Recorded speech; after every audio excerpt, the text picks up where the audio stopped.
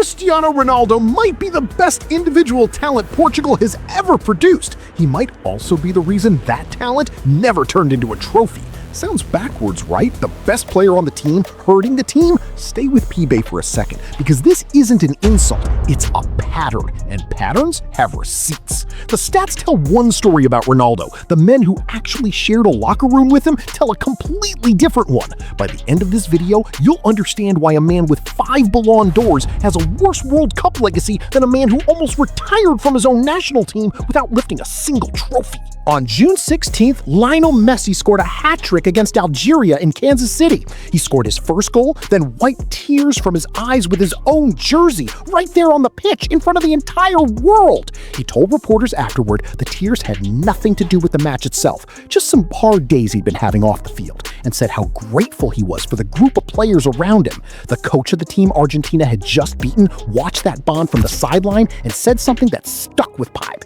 He said Messi is fortunate because his whole team works for him and has supported him like that for years, not months. One day later, Ronaldo walked onto the pitch against DR Congo. He missed 2 clean chances that a younger Ronaldo buries without thinking twice.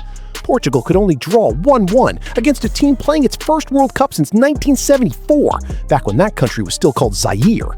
Michael Owen went on television afterward and defended him, saying it's too easy to pin one quiet performance on a 41-year-old.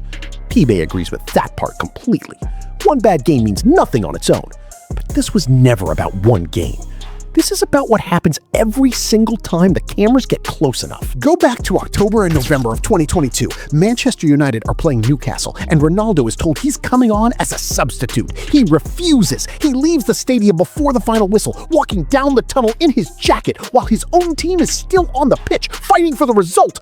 The club drops him for the next match's punishment. Weeks later, he sits down with Piers Morgan and says he feels betrayed by the club, that he has no respect left for his manager, and that United is trying to push him out the door.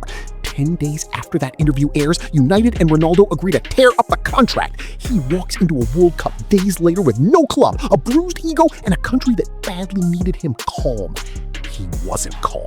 Now, to be fair to him, and P-Bay always tries to be fair, this isn't the whole picture. Pepe, his Portugal teammate for well over a decade, has said for years that Ronaldo is the hardest worker in every single training session they've ever shared together. The first one on the field and the last one to leave it. Younger players on that same Portugal squad have talked about him pulling them aside after bad games, pushing them in training nobody else sees, believing in them before the cameras ever did. That's real leadership too, the kind that doesn't trend on social media. For a moment, the story looks simple. Maybe the United mess was just one bad year. Maybe it wasn't a pattern at all. Then December 6, 2022 happens. Qatar, round of 16. Portugal against Switzerland. The coach makes the call nobody expected and leaves Ronaldo on the bench, starting a 21-year-old nobody outside Portugal had heard of named Gonçalo Ramos instead. Ramos scores a hat-trick in his first World Cup start. Portugal wins 6-1, their best performance of the entire tournament, and Ronaldo barely touches the ball all night. 4 days later, against Morocco, Portugal go out of the World Cup for good. Ronaldo walks off that pitch crying, and the cameras find him in that exact second, because cameras always find him. The same player who trains harder than anyone on the squad becomes, on the worst nights of his career, the player his own team plays better without on the pitch. Here's the part most people skip when they talk about Messi's leadership, the part that actually makes this whole comparison interesting. Messi wasn't always the guy getting carried on shoulders. In 2014, Argentina lost the final to Germany, and Messi still walked away with the award for best player of the tournament. A lot of people in his own country thought that award was a joke, that he hadn't even been the best Argentine on the field that summer. 2 years later, in the final of the Copa America, he missed a penalty in the shootout against Chile. Argentina lost again, and Messi stood in front of the cameras and announced he was done with the national team. Done! For good! Argentina's own president got involved publicly, fans begged him on television, and weeks later, he reversed it. That's not a leader. That's a guy who, for years, his own country accused of caring more about Barcelona than about wearing the sky blue and white. Maybe needs you to sit with that for a second, because it means the version of Messi everyone loves now had to be built. didn't start that way. By 2021, something shifted. Argentina finally won the Copa America, Messi's first real trophy with his country. And by 2022 in Qatar, he wasn't just scoring goals anymore, he was organizing the team dinners, calming down the young players, telling Dibu Martinez to keep talking trash because it was working. The image everyone remembers from that final is Messi getting lifted onto his teammates' shoulders, wrapped in a black and gold robe like a king the entire country agreed on without a single argument. Nobody had to convince that team to carry him. By then, they wanted to. And that bond didn't disappear after Qatar.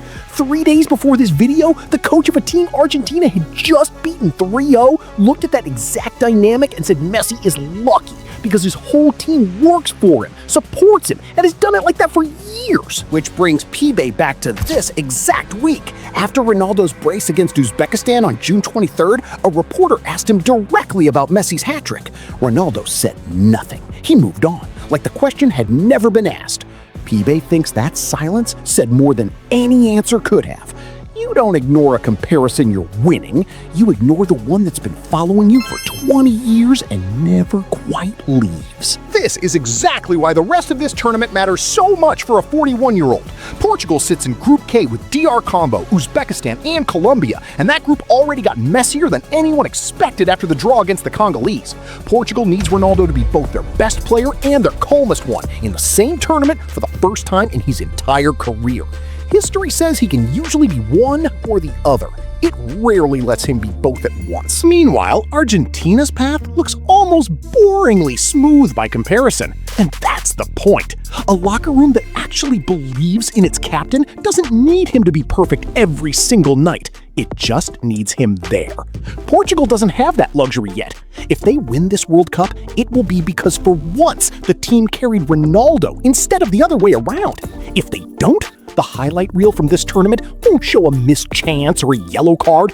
It'll show him walking off alone again, with everyone already knowing exactly why before he even reaches the top. Messi built a team that would take him anywhere, even after years of being told he didn't love the shirt enough. Ronaldo built a career that almost no one else can fully match, even after working harder than anyone who ever stood beside him.